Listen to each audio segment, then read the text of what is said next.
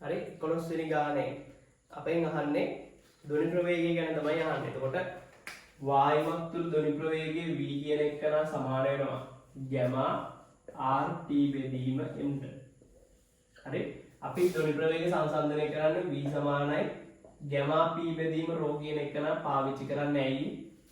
p කියන එක නයි ρ කියන එක නයි කිනකින් ස්වායත්ත නැහැ. කියන්නේ p වෙනස් වෙනකොට ρ වෙනස් වෙනවා, ρ වෙනස් වෙනකොට p වෙනස් වෙනවා.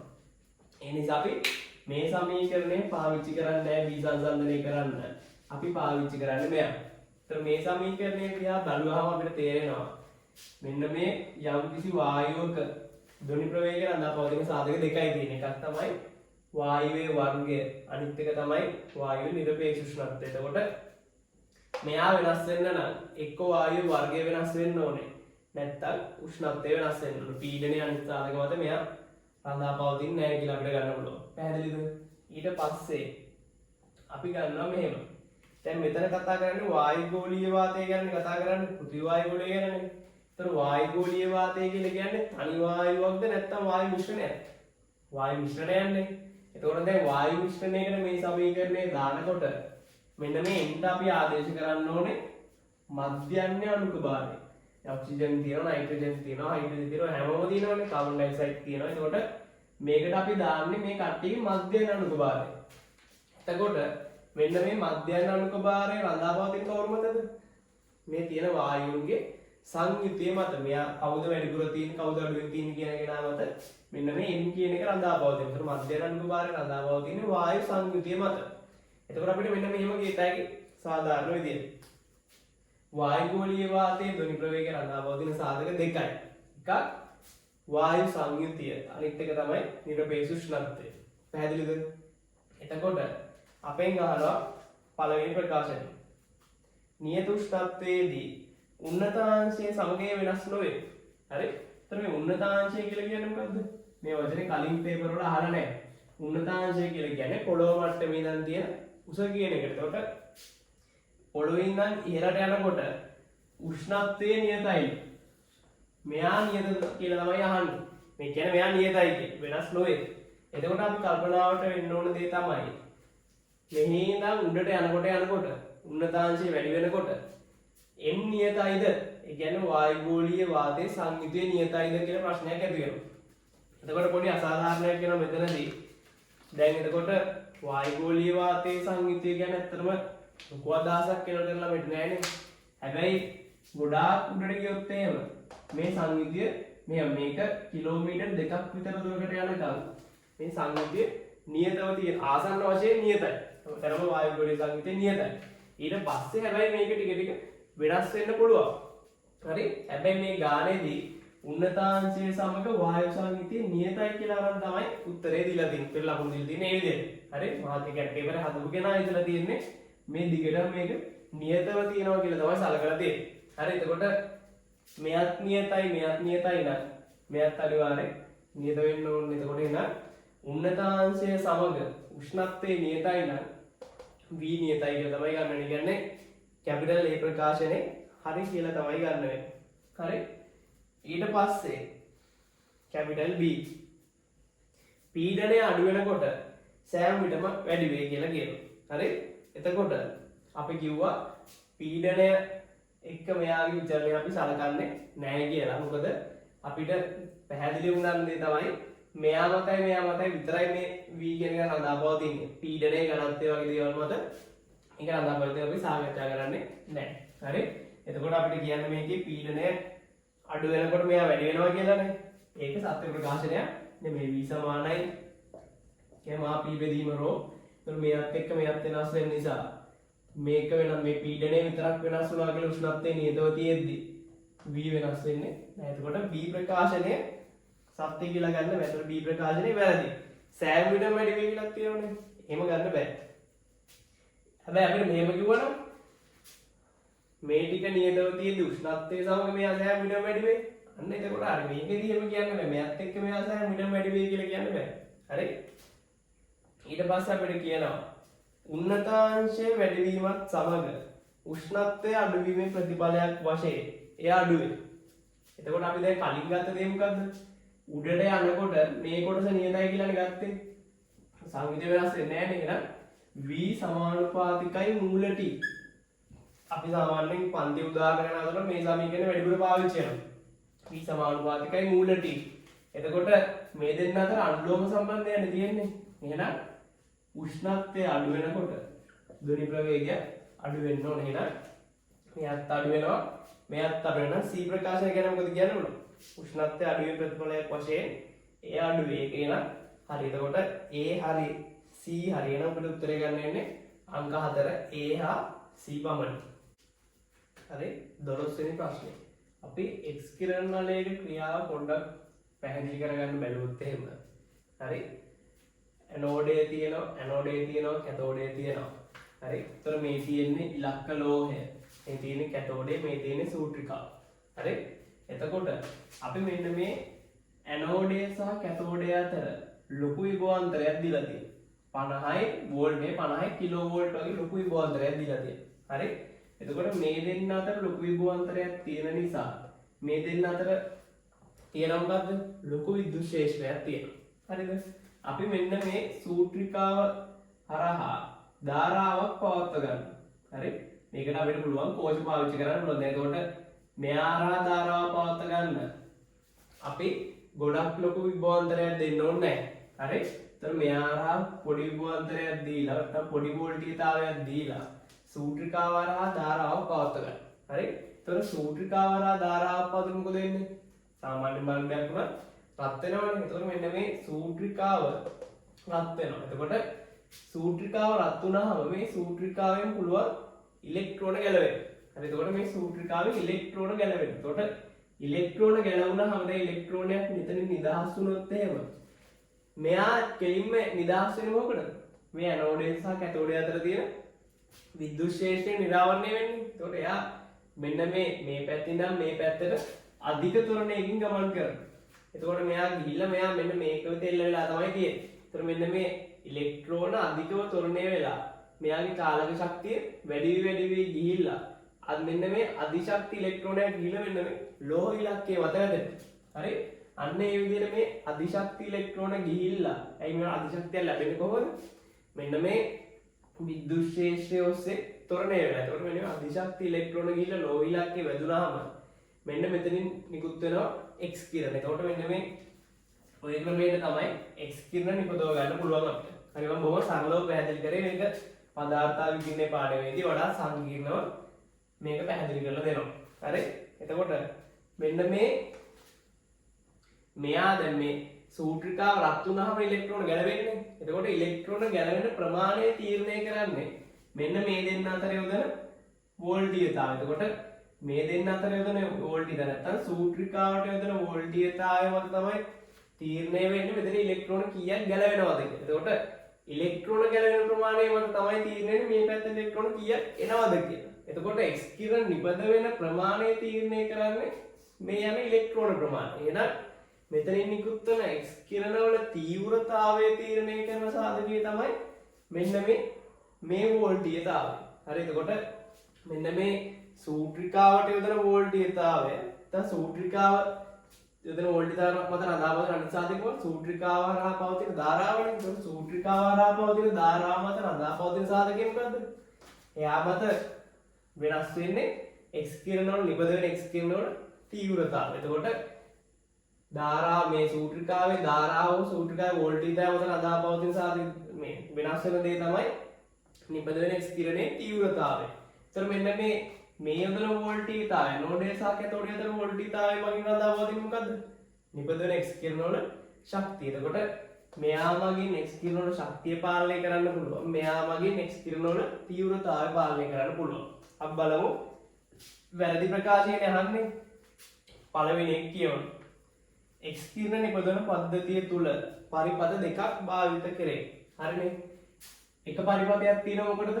ඇනෝඩේටයි කැතෝඩේටයි ලොකු විභවාන්තරයක් දෙන්නේ තියෙන එක පරිපථයක්. මේ පරිපථයක් තියෙනවා මේ තව එකක්. මේක විවෘත පරිපථයක් මේ සම්බන්ධ වෙලා නැහැ. මේක සංයුත පරිපථයක්. මේකේ ධාරාවක් යන මෙතන විභවාන්තරයක් දුන්නාට පස්සේ එතකොට විද්‍යුත් පරිපථ දෙකක් තියෙනවා. ඒ කතාව හරියි. ඊට පස්සේ ඉලෙක්ට්‍රෝන ගිහිල්ලා ඇනෝඩේ වැදුනහම ඇනෝඩය හානි විය හැකියි. ඒකත් හරි ඇනෝඩයට හානි වෙන්න පුළුවන්.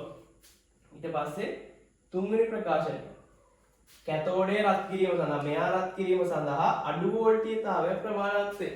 හරි? ඒ කියන්නේ අපි මෙතන දෙන වෝල්ටීයතාවයත් එක්ක බැලුවාම මෙතෙන්ට දෙන්න ඕන බොහොම පොඩි වෝල්ටීයතාවය. හරි? කෝෂ දෙකක් අය කරලා ප්‍රශ්නයක් නැහැ. හරි?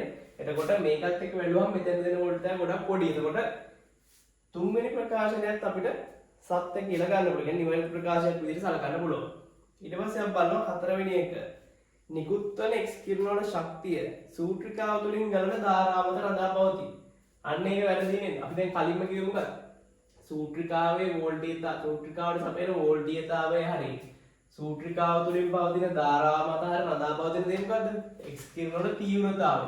එහෙම නැතුව එක්ස් කිරණ වල ශක්තිය මෙතන එන උත්තරේ අංක 4 වෙන්න ඕන. 4 කියන එක වැරදි. හරි?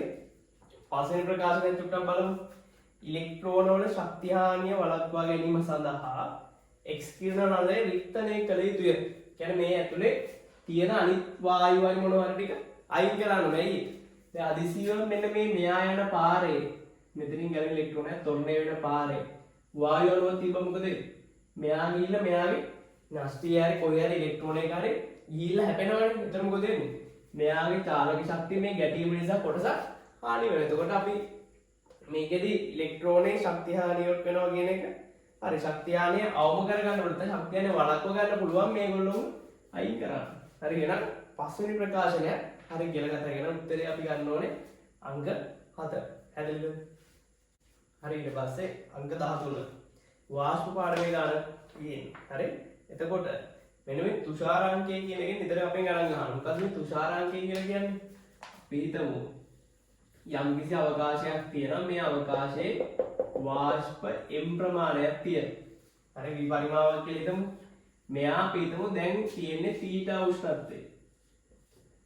දැන් මෙයා අපි හිතනවා මෙයා අසන්තුෂ්ත වාෂ්පයක් කියලා හිතනවා. ඒකට මෙයාගේ අපි හිතමු නිරපේක්ෂ ආර්ද්‍රතාවය H කියලා. හරි? එතකොට දැන් මෙයා අසන්තුෂ්තයි. ඒ කියන්නේ මෙයාගේ තියෙන්න පුළුවන් උපරිම ගානට වඩා අඩුවෙන් තමයි වාෂ්ප තියෙන්නේ. හරි? අපි මෙන්න මේ පරිමාව නැත්නම් මේ අවකාශයේ උෂ්ණත්වය අඩු කරගෙන යනවා. θ අඩු කරගෙන යනවා. උෂ්ණත්වය අඩු කරනවා. θ අඩු කරනවා. ඒතකොට θ අඩු කරගෙන යනකොට මොකද වෙන්නේ?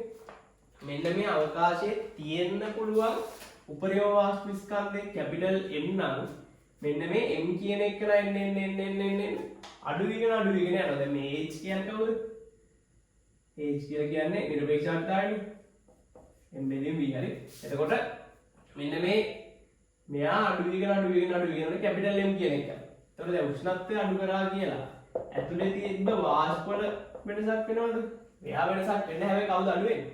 කැපිටල් M කියන එක න අඩු වෙනවා. කියන්නේ තියෙන වාෂ්ප ප්‍රමාණය නියතව තියෙද්දී තියෙන්න පුළුවන් උපරිම ගාන එන්න අඩු වෙනවා. එතකොට දැන් මෙයා අඩු වෙලා යම් වෙලාවක් එන මොකක් වෙන අවස්ථාවද? මෙයාට සමාන වෙනවා. කියන්නේ කැපිටල් M සහ සිම්පල් M සමාන වෙනවා. එතකොට මොකද වෙන්නේ? තියෙන ගානයි තියෙන්න පුළුවන් උපරිම ගානයි සමාන වෙනවා. එතකොට තියෙන ගාන තියෙන්න පුළුවන් උපරිම ගාන සමාන වෙනවා කියලා කියන්නේ මොකද්ද? දැන් අවකාශයේ වාෂ්පේ සංතෘප්තයි.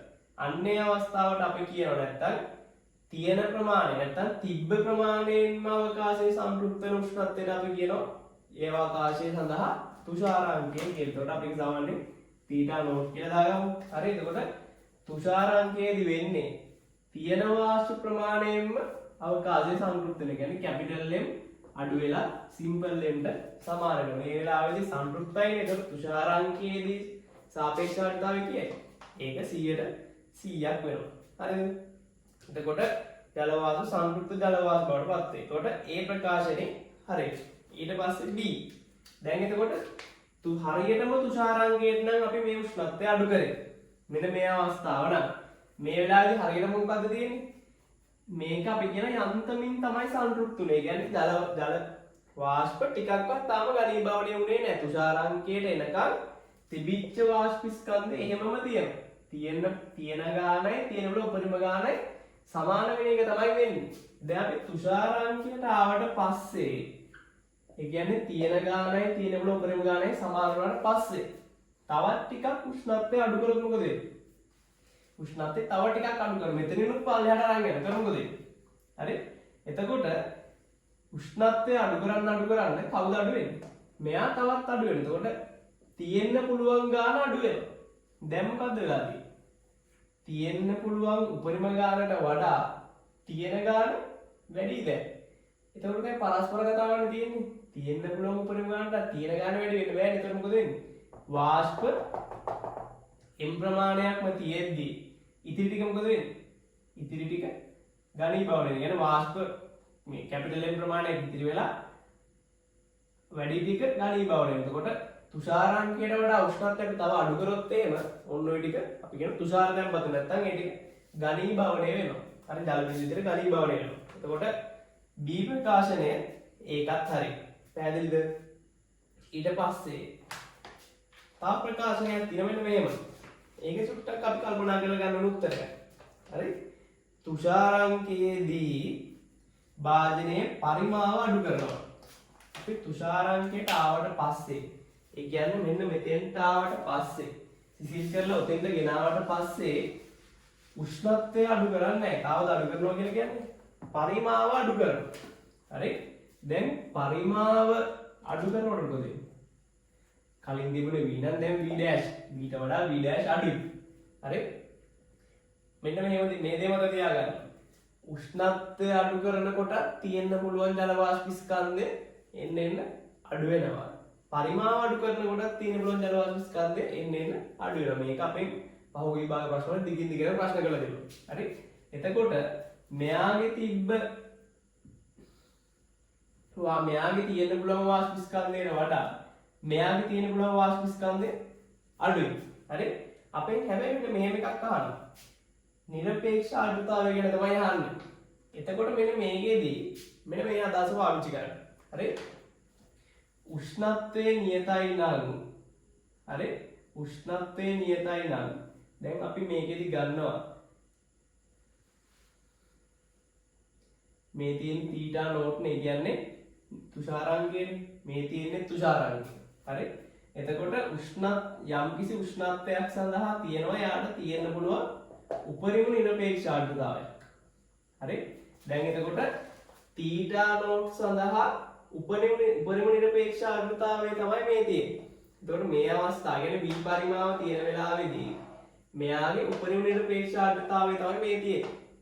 අපි තව ටිකක් මෙයාගේ උෂ්ණත්වයේ පරිමාව අඩු කරාම මොකද වෙන්නේ?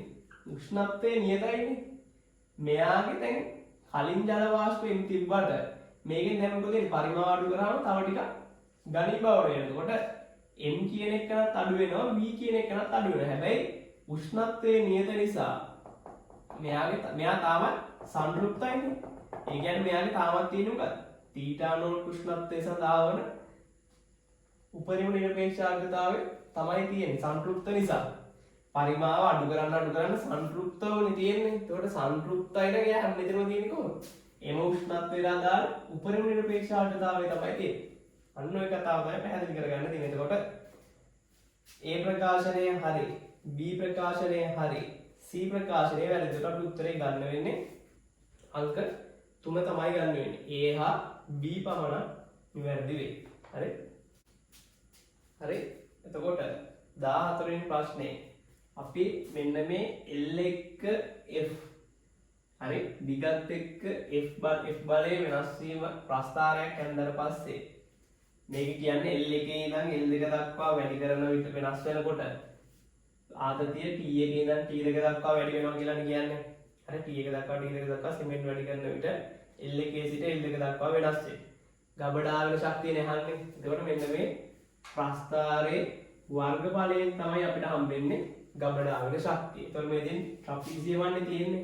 එතකොට එහෙනම් W සමාන වෙනවා T1 දන T2 බෙදන්න දෙකෙන් වැඩි කරන්න ඕන කාගෙන්ද? මේ පරතරේ මේක කීයද? L2 රින L1 එහෙනම් L2 රින L1. එතකොට අපිට උත්තරේ එනවා කීයක්ද? භාගයයි T1 දන T2 L1 රින L2. ඒ කියන්නේ උත්තරේ අංක කීයද එන්න? උත්තරේ අංක 5 තමයි ගන්න වෙන්නේ. හරි? උත්තරේ අංක 5. හරි 15 වෙනි ප්‍රශ්නේ අපෙන් වර්ග මධ්‍යන්න මූල වේගය ගැන තමයි අහන්නේ. වර්ග මධ්‍යන්න මූල වේගය දීලා අපෙන් හයිඩ්‍රජන් වල ඝනත්වය අහන්නේ. එතකොට අපිට මතක් වෙනවනේ මෙන්න මේ සූත්‍රය. එකපාරටම මේ සූත්‍රය මතක ගන්න දැම්මත් කවන්නේ අපි මොන අපෝණය කරලා ගමු. අපිට මතක් වෙනවා PV සමානයි 3n එකයි mn c වර්ගය බා. මේ සූත්‍රය මතකයි නේද? හරි. එතකොට P කියලා කියන්නේ පරිමාව, P pi කියන්නේ පරිමාව, පීඩනය, පරිමාව. මේ n කියලා කියන්නේ මොකද්ද? වායු අණුවක ස්කන්ධය. n කියලා කියන්නේ මොකද්ද? වායු අණු ගාන. මේ තියෙන්නේ වර්ග මධ්‍යයන් වේගය. වර්ග මධ්‍යයන් මූල වේගය වර්ග මධ්‍යයන් වේගය. හරිද? එතකොට මෙන්න මේ m කියන එක n කින් වැඩි කරාම මොකක්ද වෙන්නේ? එක වායු අණුක ස්කන්ධේ වායු අණු ගානේ වැඩි කරාම මොකක්ද වෙන්නේ? සම්පූර්ණ වායුවේ ස්කන්ධයනේ. එතකොට සම්පූර්ණ වායුවේ ස්කන්ධය වායුවේ පරිමාණයෙන් බෙදුවා මොකක්ද වෙන්නේ? වායුවේ ඝනත්වයනේ. ඒතරම් මේක ගන්නවා P සමානයි 3n එකයි mn බෙදීම v වෙනම ගන්න. c වර්ගයේ බව. ඒතර අපි දෙනවා P සමානයි 3n එකයි ρ c වර්ගයේ බව. ඒතර මෙයා තමයි ඝනත්වය. අපෙන් ඝනත්වය යහන්නේ. දැන් ඝනත්වය සමානයි 3යි P බෙදීම c වර්ගයේ බව. දැන් මේකට ආදේශ කරන්න තියෙන්නේ. හරි? එතකොට අපිට එනවා ρ සමානයි 3 වැඩි කිරීම මෙයාගේ පීඩනය කියදෙන්නේ. 1 වැඩි කිරීම 10/5යි. බෙදන්න c වර්ගයේ බව. විතර වර්ග මධ්‍යයන්නේ මූල වේගය 2 kms ඍණ 1. හරි? ඒක වර්ග මධ්‍යයන්නේ මූල වේගය 2 kms ඍණ 1 නම් ඒකේ වර්ගයනේ මේ තියෙන්නේ. මේ තියෙන්නේ ඒකේ වර්ගයනේ. මේ දීලා තියෙන්නේ c වර්ගයේ භාගයේ මූලය තමයි සමානයි කියලා දීලා තියෙන්නේ 2 kms නේ ගෙන දෙපැත්ත වර්ග කරන c වර්ගයේ භාග ගන්න. එතකොට 2 වර්ගයේ තමයි ගන්න ඕනේ. එතකොට මේක තප්පරයට කිලෝමීටරෙන් දානවා මීටර කරලා 2 වැඩි කිරීම 10 3යි වර්ගය. එතකොට අපිට මෙතන එනවා 3 වැඩි කිරීම 10/5 බෙදීම 4 වැඩි කිරීම 10/6. එතකොට අපිට එන්නේ 3 බෙදීම 7යි කියන්නේ 0.075 kg m ඍණ 3. හරි ඒකට ඝනත්වය අපිට එනවා උත්තරේ අංක 2.0.075 kg m ඍණ 3. පැහැදිලිද? බොහොම ලේසි ගානක්. මේ සූත්‍රය එකපාරට මතකයි නේ. එකපාරට දාලා ගත්තට කමන්නේ මේක හරි මේක හරි. එහෙම නැත්තම් මේ විදිහට හිතලා අපෝණය කරලා ගන්න පුළුවන්. පැහැදිලි? ඊට පස්සේ බලන්න 16 වෙනි ගාන. සංයුක්ත දණ්ඩක් තියෙනවලු මේ දෙක හදලා තියෙන ද්‍රව්‍ය වෙනස්. හරි අපිට කියනවා මෙයාගේ ප්‍රවේගය 3210යි අනිත් එක ප්‍රවේගය 6420යි. හරි? එතකොට අපි අතන රූපයක් මේ විදිහට A දණ්ඩ තියෙනවා B දණ්ඩ තියෙනවා. හරි? මෙයාගේ තරංග ප්‍රවේගය 3210 ms ඍණ 1. මෙයාගේ තරංග ප්‍රවේගය 6420 ms ඍණ 1. හරි? එතනම තමයි කියලා දෙන්නේ. ඊට පස්සේ අපෙන් අහන්නේ මෙයාගේ ලැම්ඩා 2 මීටර නම් මෙයාගේ ලැම්ඩා කීයද කියලා තමයි අහන්නේ. ලැම්ඩා b කීයද කියලා තමයි අහන්නේ. හරි? එතකොට මෙයා හරහා මෙයා දිගේන තරංගයන මෙයාට එන්නේ. ඒ කියන්නේ මේක දිගේන තරංගයෙන් මේ මාධ්‍ය නම් මේ මාධ්‍යට යනවා. ඒ කියන්නේ මේ තරංගය මේ මාධ්‍යයේ සිට මේ මාධ්‍යට වර්ධනය වෙනවනේ. තරංගයක් මාධ්‍යකින් මාධ්‍යයට යනකොට වෙනස් වෙන්නේ නැති කෙනෙක් ඉන්නේ. පොදු වෙනස් වෙන්නේ නැත්තේ. මාධ්‍ය වෙනස් වෙනකොට සංඛ්‍යාතය වෙනස් වෙන්නේ නැහැ. වෙනස් වෙන්නේ කවුද? ප්‍රවේගයයි තරංග ආයාමයයි තමයි වෙනස් වෙන්නේ. එහෙනම් අපි දන්නවා v සමානයි f lambda නේ. lambda f සමානයි v බෙදීම lambda. හරි? එහෙනම් මෙයාගේ f එකයි මෙයාගේ f එකයි සමාන වෙන්න ඕනේ. ඒ කියන්නේ මෙයාගේ v බෙදීම lambda ගේයි මෙයාගේ v බෙදීම lambda ගේ සමාන වෙන්න. ඒක අපි යාළුවෙන් ලියමු. එතකොට 3210 බෙදීම 2 සමාන වෙන්න ඕනේ 6420 බෙදීම lambda බීට. එහෙනම් මේ කපල සුළු කරලා ගත්තාම අපිට ලස්සනට lambda b යන මේක වගේ දෙගුණයක් නෙවෙයි. එහෙනම් ලැම්ඩා b සමානයි මීටර් 4යි. පැහැදිලිද? හරි. ඒතර ලැම්ඩා b සමානයි මීටර් 4ක් තමයි එන්න ඕන. පැහැදිලි? ඕක කෙනෙක්ට ලියන්න නැතුව හදන්න පුළුවන් මෙන්න මෙහෙම. එයා බලනවා v සමානයි f ලැම්ඩා දිහා බලන්න. හොඳට බලන්න. හරි? ඒක එයා මේව ලියන්නේ නැහැ. හරි v සමාන f ලැම්ඩා f නියතයි කියලා කියන්නේ f නියතයි නම් v අනුලෝම සමානුපාතිකයි ලැම්ඩා. හරි? එතකොට එයා බලනවා ප්‍රවේගය කොහොමද වෙනස් වුනේ? 3210යි 6420යි. ප්‍රවේගයේ දෙගුණයක් වුණා. එතකොට ප්‍රවේගයේ දෙගුණයක් වෙනවා නම් අනුලෝම සමානුපාතිකයි වෙනවා. එහෙනම් ලැම්ඩා මොකක් වෙන්න ඕන?